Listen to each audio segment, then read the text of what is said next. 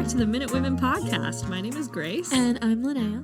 And this is the second recording we're doing in one day, which I don't think we've ever done before. We did it once. Did we? It was a lot. It was a lot. We did it at once and we did it at night. Oh, yeah. Yeah. Nighttime recordings are kooky. Second recordings in one day. Yeah. Kookier. So we're going to see what happens. Yeah. But we're gonna make it through. We're gonna pull through.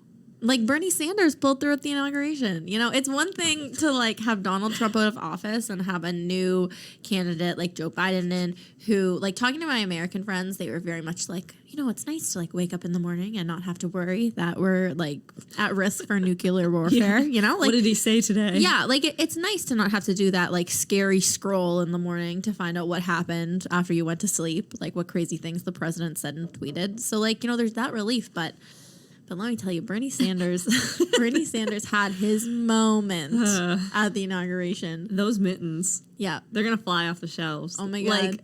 Like funny pattern mittens are going to be in. Every parent is going to be for Halloween. Taking their kids out, a blue, like, a blue multi-pack mask. Oh. Mittens. Halloween costume for sure. Oh, that's what I mean, yeah. Yeah. Like, I was seeing some blog or something that was just like the fashions of the inauguration. They were talking about like Jill Biden's dress and like how all the women wore monochromatic. And I was just like, Michelle Obama looked fire. It's just like, you're lying to yourselves if anyone gives a shit about that. Like, it's just him sitting cross-armed, just like an with old the man. mail. With the mail. I was like, what is this? What are the best posts I saw? And it came out like before everybody started getting really excited and putting Bernie everywhere. It was when it was like 10 a.m. He had to do something like 10 a.m. go to the store, 11 a.m. like Joe's thing, and then it was like 12:30 drop something off at the post office. It was like but it was like stamps. Joe's thing. Yeah, I was like, that's so funny because that's totally his day.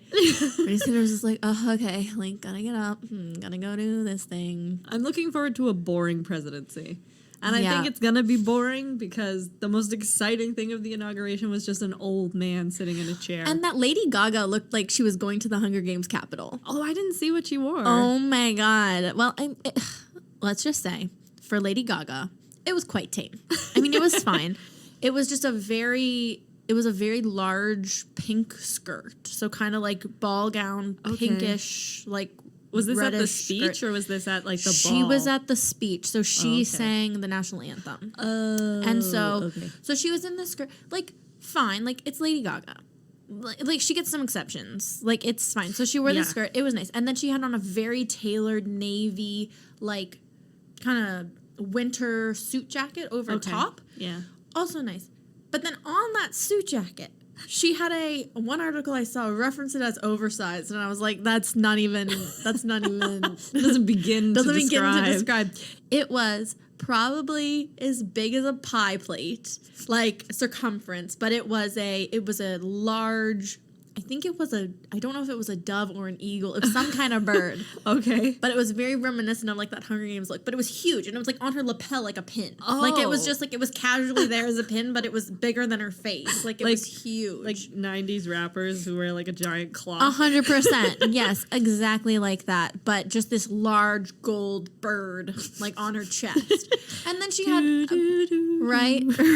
But the rest of it was all like very, like her hair and her makeup weren't like wild Lady Gaga. Like the skirt was like the meat wild. dress stayed at home. Yeah, but wow, this pin, holy guacamole, it was a big one. I evidently I didn't actually watch the inauguration, but like the Bernie Sanders memes have been delightful. No, the inauguration was super chill. Mike Pence went. I did see that, which was apparently in a statement he released to the media because Trump is, I think, the first president to not attend. There might have been like another, like I know some presidents had like died or been assassinated, so obviously they weren't there. JFK didn't make it, but unfortunately. But I think Donald Trump might be the only one who like chose not to go. Ooh. But Mike Pence went, and his statement is that he had already sent in his RSVP to the inauguration before Trump planned his like event. So and you can't back out. And you can't back out of the inauguration. So he was like, I game. I think the real thing is people just like to do fancy stuff. Yeah. Oh, People just want to 100%. go to fancy events. 100%. The wife already had the designer suit dress planned out, and she was like, you want me to back out? Yeah. Hell no. Well, and it was also kind of nice. It was like, okay, maybe, like, I mean, I know you want to pray the gay away, Mike Pence, but maybe you, like, see... At least he knows how to play the game. Exactly. It's like, you just got to be a politician sometimes. Exactly. But yeah, it was a pretty cool thing to, like, see and to, like, know that maybe America is going to be just boring for a little while. Just boring. I'm not even asking for okay. Just boring. Just boring. Yep, that'd be great. That'd be great. So what are we... Yeah. Ready to get into it? I'm ready. I'm excited. It's a new Heritage Minute, one of the newer ones. Oh. We're going to talk about Richard Pierpoint, or Pierpoint. I believe it's pronounced with an English pronunciation. What did he do? So he was a former slave who came to Canada as a Black Loyalist, and then he participated in the founding of an all-Black division for the 12 Years' War, and he fought in that. So it's kind of just about his life. I believe the Heritage Minute itself is actually about Queenston Heights, which was a battle that took place, and he was a prominent figure in it, and essentially this Black unit manages to defeat American forces. Very cool. Yeah. So it's like a very, tame Heritage Minute. We're kind of in the shadow of Martin Luther King Day.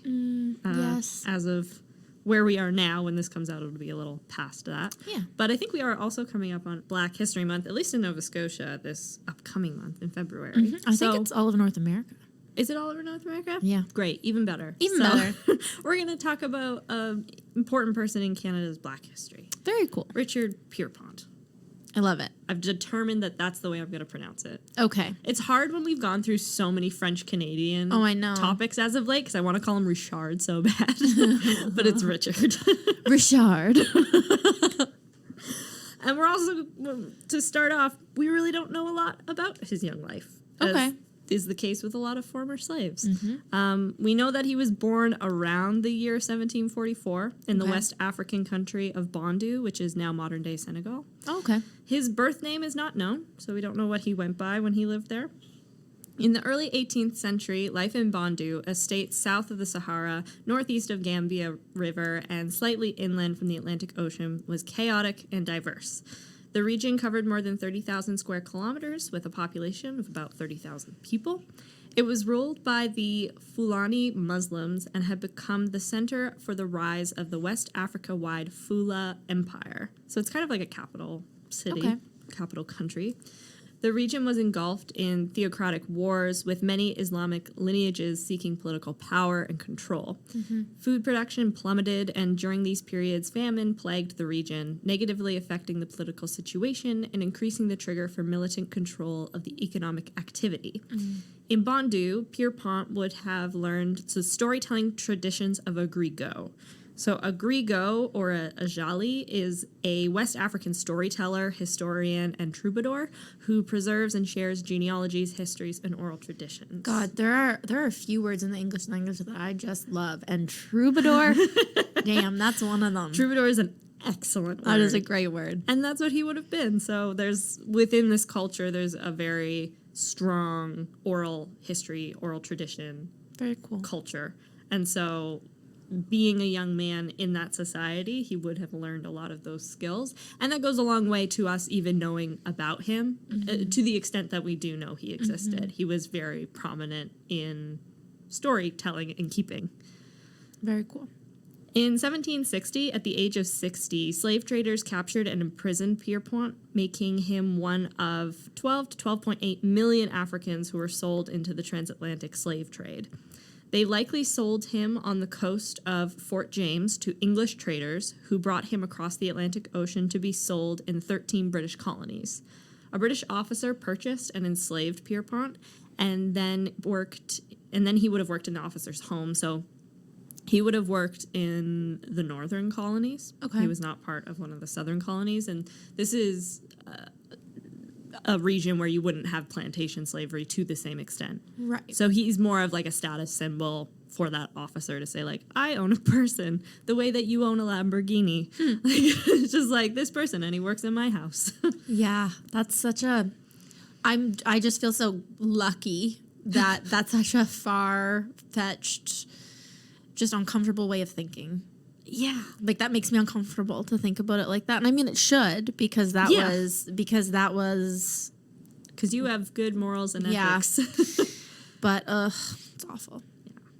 So he was enslaved for about 20 years and was likely given the name of the officer who enslaved him. So Pierpoint or Pierpont, that would have been the name of the officer that owned him.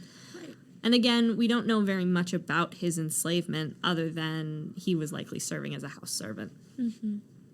Exactly how Richard regained his freedom is also unclear, but it appears that it happened during the American Revolution. Okay. So for a lot of slaves, the American Revolution was an opportunity to earn your freedom if you fought as a loyalist. Oh, yes. Okay. So in 1775, the royal governor of Virginia granted freedom to all persons enslaved by rebels in that colony in exchange for their military service against those same rebel Americans. So if you fight for the loyalists, and at the end of the war, you will be set free. Because it also takes financial gain away from the rebels, right? The patriots. Right. Pierpoint may have been promised his freedom in exchange for service, assuming the British officer who had purchased him remained loyal to the crown. Okay. On the 30th of June, 1779, British Army General Sir Henry Clinton issued the Phillipsburg Proclamation promising freedom to all persons enslaved by American rebels. In 1780, Richard was listed as a pioneer in In butts. In butts. In 1780, Pierpoint was listed as a pioneer in Butler's Rangers, a loyalist provincial military unit of the American Revolutionary War raised by American loyalist John Butler. Who could have seen that coming?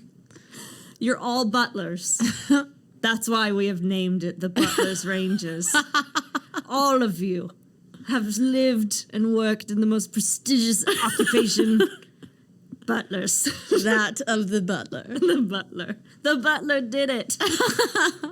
Yes, they did. What is a butler? Is a butler like head servant, or just any servant could be a butler? No, it's such a... Can I be a butler, or is that a man thing? Oh, I don't know. But I feel like a butler is, I feel like that's like the head, the chief position. Yeah, like they run the house. Yeah. Like the butler does more than like a servant. Yeah, like he's like your PA.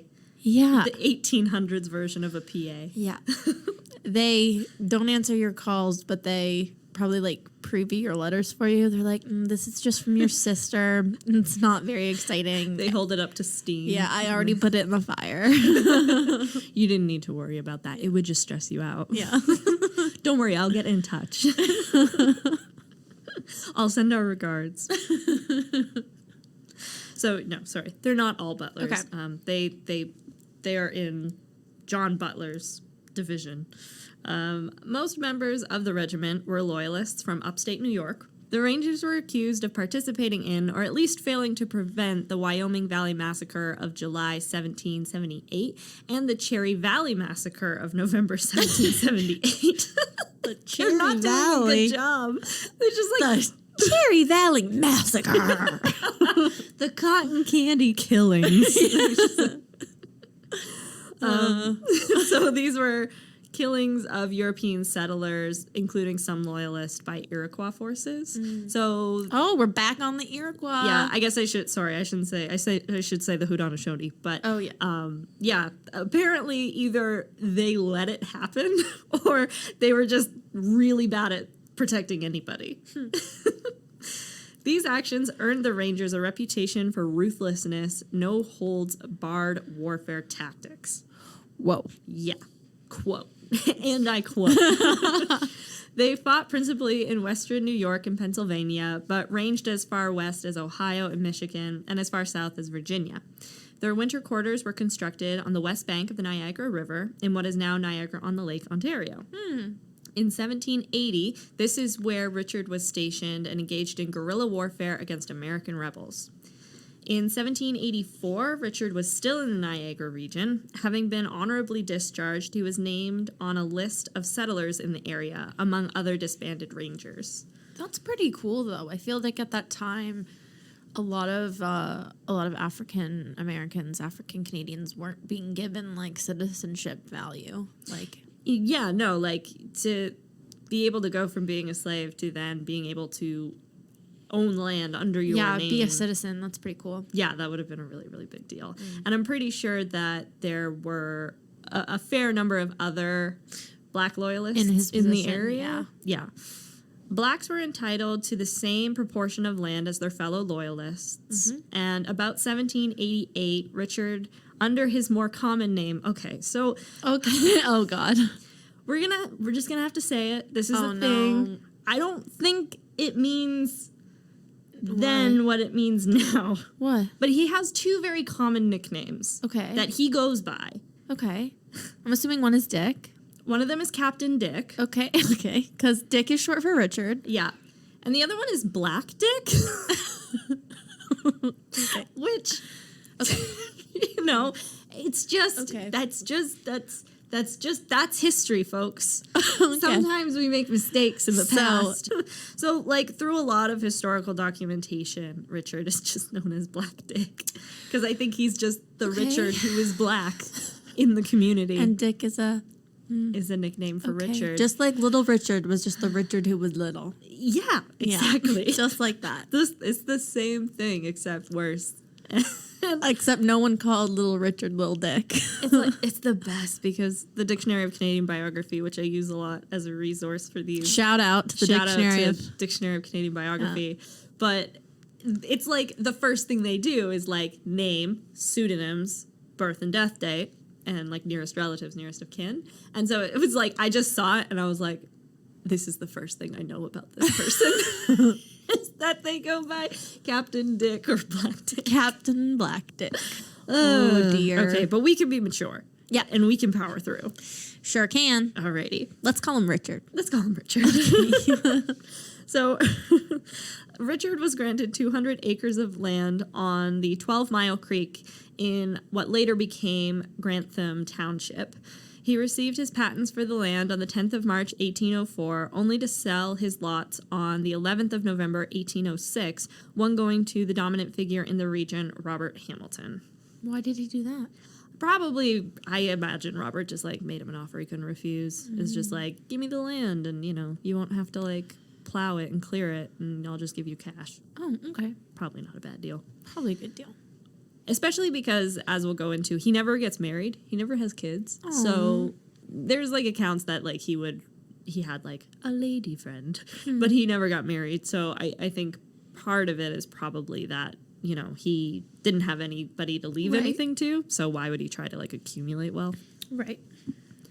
When Richard received his 200-acre grant, he still needed to clear and develop the land in order to receive letters of patent and to be officially recognized as the owner.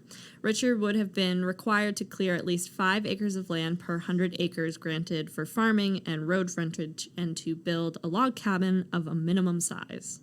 So we talked about that in the Laura Secord episode, I believe, where they have like certain obligations when they're given the land. Right. You can't just own land. You have to actually develop it. So that's probably part of the reason he sold some of it off.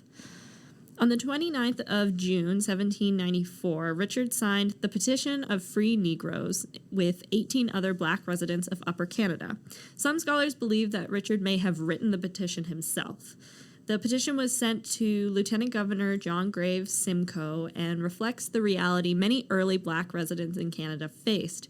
Perhaps because they encountered difficulties in clearing and settling their land grants alone, the petitioners, many of whom were former soldiers, asked for the ability to settle adjacent to each other so they could establish a community and work collectively to clear their lands. So they're so isolated in their new homes that where white settlers could call on their neighbors to help them, I think black settlers don't have that access to community as easily. So that's why they want to settle a black community so they can act neighborly to each other and help each other keep their lands. Yeah. Which I'm sure is also partly the scheme of like, yeah, we're going to give them this land, but there's no way they're going to be able to actually develop it. And so in 5 years, we'll just get it back. Yeah. They'll be evicted off of it. Yeah. They specifically asked for the opportunity to, quote, give assistance in work to those amongst them who may most want it. Okay. In addition to the desire to live communally, the petition specifically expressed the wish that the signatories be allowed to live on a tract of land separate from white settlers.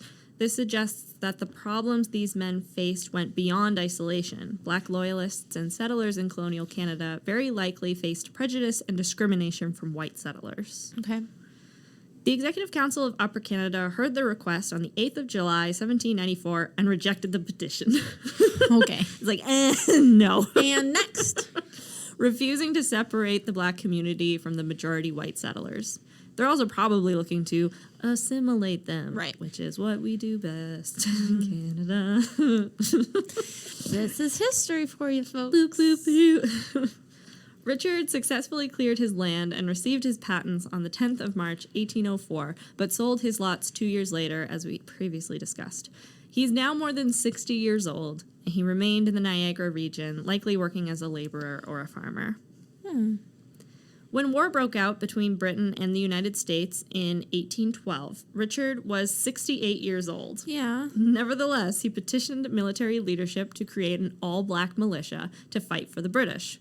There were many black veterans of the American Revolution in which they fought for the British living in Upper Canada.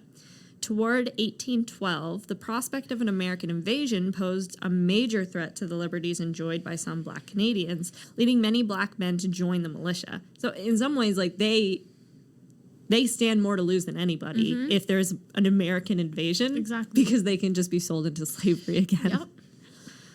Many understood that American victory could lead to re-enslavement. Free black men had served in the militia since its organization in 1793. However, the formation of an independent company composed entirely of black men was not proposed until the eve of the War of 1812, when Richard offered to raise a corps of black men in the Niagara region. The offer was initially rejected by the Upper Canada government, but reconsidered following the American occupation of Sandwich, which is now Windsor. Okay. Windsor used to be called Sandwich. That's funny. On July 12th, That's 1812. really funny. Yeah. I like that. I wonder if there's a Windsor sandwich. Like, you know, like some I don't places know. have a sandwich named after them. Oh, yeah. What would go on a Windsor sandwich? White bread, for sure. No, Windsor's really like famous for their pizza. Oh, really? Yeah. So maybe like a pizza It's sub. like the only, it's like the only thing other than having Detroit to look at all day that Windsor is particularly like well known for. And like skiing, right? Is it a skiing area? Or am I crazy? That's Windsor here. Oh. Yeah. It's not previously known as Sandwich. Windsor, Nova Scotia has a ski hill called Martock. I don't think Windsor, Ontario has a ski hill. Or if it does, I don't know how popular. I don't know. I don't know. Slide into Detroit. Yeah. By late August, the Corps of All Black Canadian Company had formed in Niagara as part of the 1st Lincoln Militia. But instead of granting Richard command, the honor was bestowed to a local white officer, Captain Robert Runcie. Runcie. It's his idea, and it's an all-black militia, but they get a white officer to command it. And apparently he was a total ass. No one liked him either. Naturally. Captain Runcie was described as worthless, troublesome, and malcontent by his superiors. Not even like the men under his command. Not words that I want to be described as. I can't imagine what the men underneath him are thinking if that's what the superiors think of him. Yeah. Runcie fulfilled his reputation for poor leadership by segregating black men from other militiamen. In some cases, Runcie hired out black soldiers as domestic servants to other officers. Or butlers. It's like, here's a butler. You may have him. They're like, you're not British, Runcie. What are you doing? Oh. Sorry, when I think that someone's just mean and racist. I was... Yeah. British. Oh, but in the past, he like Yeah. speaks with a British Yeah. accent. They're like, you've never even been to Britain. That'd be really funny. It's just like, and everybody knows. It's like you're not fooling Everyone's anybody. just like, shut up, Runchi.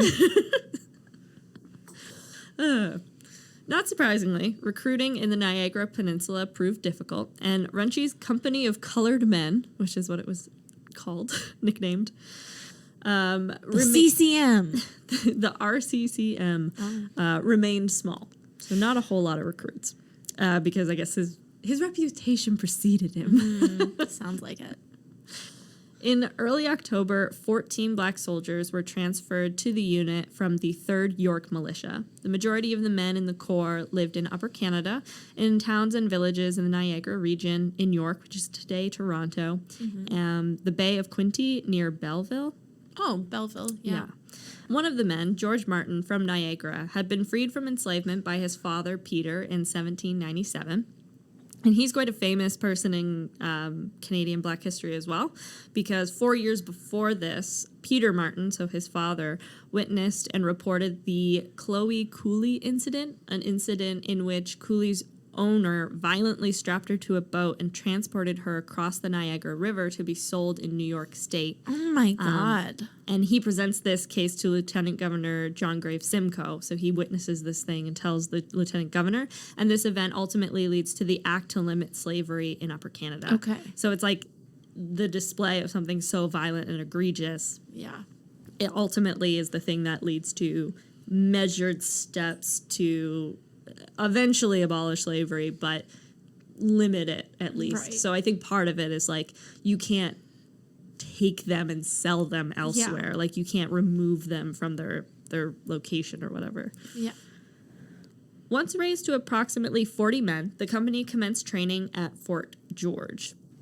On the morning of the 13th of October, 1812, American forces under Major General Stephen von Rensselaer the third. Oh. There's 3 of them. Invaded Upper Canada by crossing the Niagara River at Queenston. The company marched to Queenston from Fort George with Major General Roger Sheaffe's reinforcements, arriving after Sir Isaac Brock's death that same day. So, big military guy in Canada, dead. He died. Dead. And they're like, God, we're so sad. But we have to defend our country from these American invaders. So manly and sad and emotional. Yeah.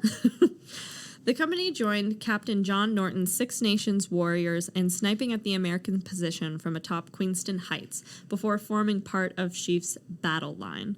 Alongside the 41st Regiment of Foot, the 49th Foot, Runchi's company, so they're the 49th Foot, fired a single volley with considerable execution and then charged with a tremendous tumult. I've never heard tumult as a noun because it's tumultuous. Yeah. But tumult, Or I think that's a word. tumultuous, turmoil, tumult. Tumult. It also just looks funny. Tumult. Tumult. Bringing the Americans surrender. Wow. So the attack is very successful. And I bet Runchi had nothing to do with it. It's all Richard. Yeah. Having absented himself on the morning of the battle. So he's like 60-something. Yes. Oh, yeah. No, this guy, he's like almost 70. He's old, man. Yeah. He's Bernie Sanders. He's so old. It's literally Feel like, the burn. It's literally, what's the movie with, it's like Lethal Weapon. He's just like, I'm too old for this shit, but he just keeps coming back. Just keeps coming back. This 68-year-old Rambo. Coming back for more. But you 100% called it on the Runchi thing. So Runchi was absent. Like, he's not there. Yeah, he's useless. he's like William Turner in Pirates of the Caribbean. He's like William Turner's like keeper, his master, who sits there drunk and then just hits Jack Sparrow over the head with a broken bottle and gets all the glory. Exactly. Runchi's The past probably is like Pirates of the Caribbean is the most accurate period drama of our time. It is funny how big a cultural landmark that movie is. Oh man. Well, it's also for those Disney fans out there. This is the Disney Minute from the Minute Women. Pirates of the Caribbean is actually a ride in Disney World. Yeah. So it started as a ride, and then they started making the movies out of the different parts of the ride, which I Right. think is super cool. Yeah. It's such a fun idea. I'm trying to think if there's another. There must be another movie that's based on a ride. I don't know. Yeah. So because Renchi was absent, he subsequently resigned. Like there was Thank this God. huge battle, and you just sidelined yourself for the whole day. So the company was commanded temporarily by Lieutenant James Cooper of the 2nd Lincoln Militia. Cooper was cited in dispatches as having led his men with great spirit. Oh, So well, they got a cool dude, cool dad came in the end. cool dad. Much spirit. Was he a little gay? I don't know. I thought you were going to be like, was he drunk? Like, Maybe. it's like he gave us so much rum. It was the best. I'm just all about finding the poor, closeted people in history. You know, Okay. I there's a whole segment of history that is all about doing that. Really? Yeah, queer history. Queer I history love is that. like, let's go through and find where queerness was and clearly was written out on purpose. Nice. Yeah, fun times. So the unit gets renamed the Colored or Black Corps. So, Okay. you know, which is accurate to what they Yeah. are. The company entered general service and spent the winter at Fort George. On the 27th of May, 1813, because the War of 1812 lasts longer than just 1812. It lasts till like 1814. See, then I don't get it. Then I don't get it. The War of 1812 to 14. Like, it's New just, name for the war. It's just silly. It just doesn't make sense. The Was 2 a years 12-year war 12 years? Yes, but not in all theaters. So, like, the 7 Years Yeah. War is a very important war in Canadian history, but it's really only happening here actively for like 4 years. Weird. I know. Numbers are so hard. On the 27th of May, 1813, a large American force launched an amphibious attack against the fort, Amphibious. which I imagine is like, the fish. there's no amphibious vehicles. So I'm pretty sure it's like we were in the boat and then we got out of the boat Into the water. into the water. And then we swam. So my pants are soaked and it's really uncomfortable because now my socks are wet in my shoes. And they're going to be like that for a while because it's the past and they're probably made of wool. Yeah. And they probably didn't have a change of clothes. The Battle of Squishy Toes. Yeah. That's what it should have been called. The Colored Corps and the British troops rushed to the beach to oppose the landing and exchanged a destructive and rapid fire with the enemy at short range. The Colored Corps lost 4 of its men, wounded or captured, before it was forced back by a naval gunfire. It retreated with Brigadier General John Vincent's troops to Burlington Heights. For the remainder of the year, the Colored Corps participated in the blockade of the American Army at Fort George, enduring the same harsh conditions as the British troops. After the British captured Fort Niagara on the 19th of December, 1813, the Colored Corps was attached to the Royal Engineers to help repair fortifications at the mouth of the Niagara River. Okay. Whether racism influenced the authorities' choice for this duty is not known, as one engineer later reported, quote, "When I visited the Niagara frontier, I found the corps of free men of color had been raised, but had been turned over that year to the engineers. Any necessity for this I could never learn, but it seems to have been the fashion in Canada to heap all kinds of duties upon the latter." So it's like, it's kind of like in the First World War, the first Black battalion was an engineers. Like, you just build the infrastructure. Like, you Right. build the trenches, you build the railroads. You don't actually do the fighting, because I think there's some notion that they can't take orders, they can't take command or work under Right. stress or things like that. So, like, the minute that, even though this is probably one of the more active and decorated corps during this war, Right. the minute that there's an opportunity to give them over to the engineers, they do. Yeah. Which, yeah, That's creepy. it's just, yeah. God damn it. That's not cool. Toward the spring of 1814, the company was ordered to construct a new fort on the Canadian shore, dubbed Fort Mississauga. With the American Navy in control of Lake Ontario, this work was crucial to the security of British forces in the Niagara Peninsula. One British officer noted that, quote, "Mississauga is a pretty little fort and would prevent vessels coming up the river." A pretty little fort. little fort. It's so pretty. It's gorgeous. These duties consequently prevented the Colored Corps' participation in the Niagara campaign that summer, even during the subsequent siege of Fort Erie, with which British forces desperately lacked trained engineer troops. Okay. So they're just like, they'd rather be undermanned than like entrust these black troops with something. Which is so dumb. Yeah. The Royal Engineers continued to employ the Colored Corps in the Niagara Peninsula for the remainder of the War of 1812. The Corps' zeal in these works duly impressed British engineers, one reporting in February 1815 that, quote, no people could be better calculated to build temporary barracks than these free men of color, as they are, in general, expert axemen. So, you know, I mean, they take the job that they're given and they do a very good job of it. They're doing a good job. They're doing a good job. They're doing it together.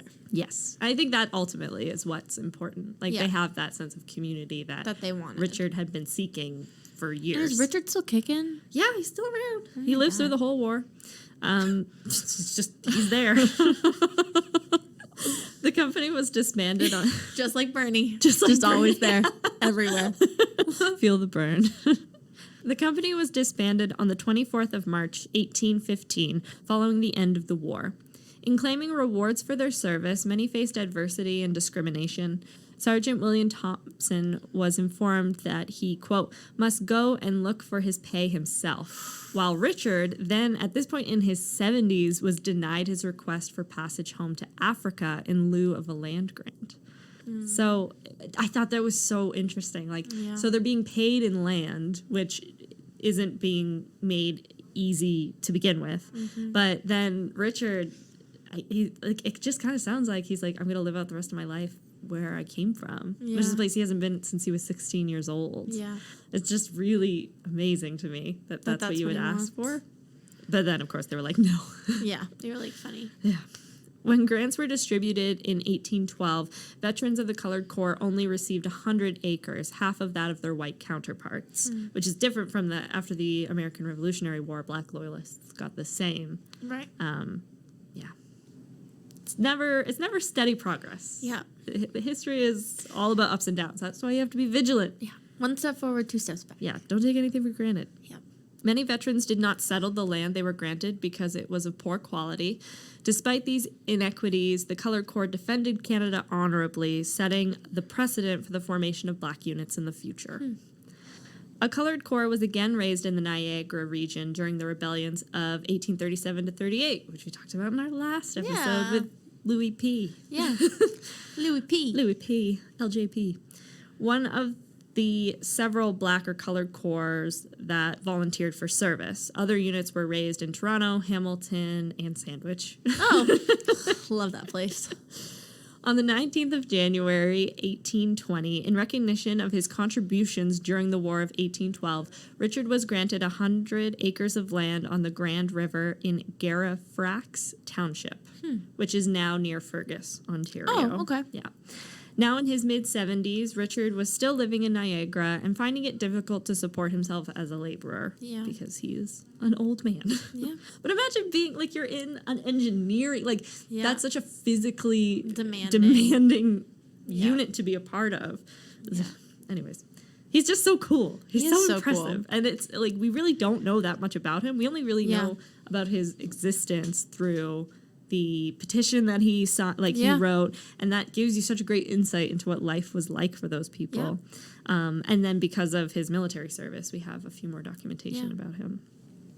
On the 21st of July, 1821, he petitioned the government of Upper Canada, petitioning again, for his passage back to West Africa. In his petition, Robert pleads that he is, quote, above all things desirous to return to his native country. The colonial government did not grant Richard's wish, and he accepted his land grant in Garifraxa. Richard fulfilled the settlement requirements for his grant in 1825, probably with the help of a younger man named Deaf Moses. Which Did you say deaf or death? Deaf. Deaf. So we got Black Dick and Deaf Moses. Just a bunch of nicknames. It's just oh boy, rich with nicknames. This episode. Just rich.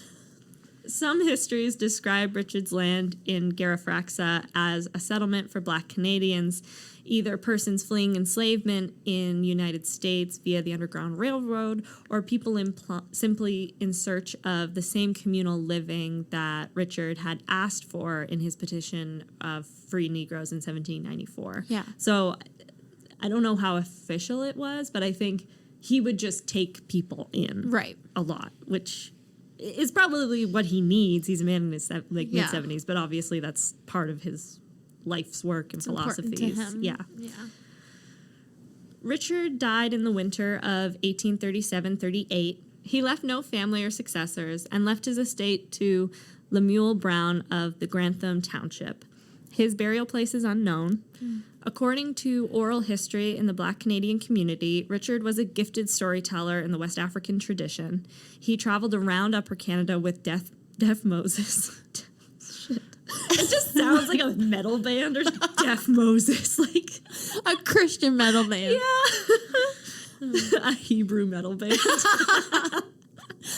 Seth Cohen was the lead singer. What?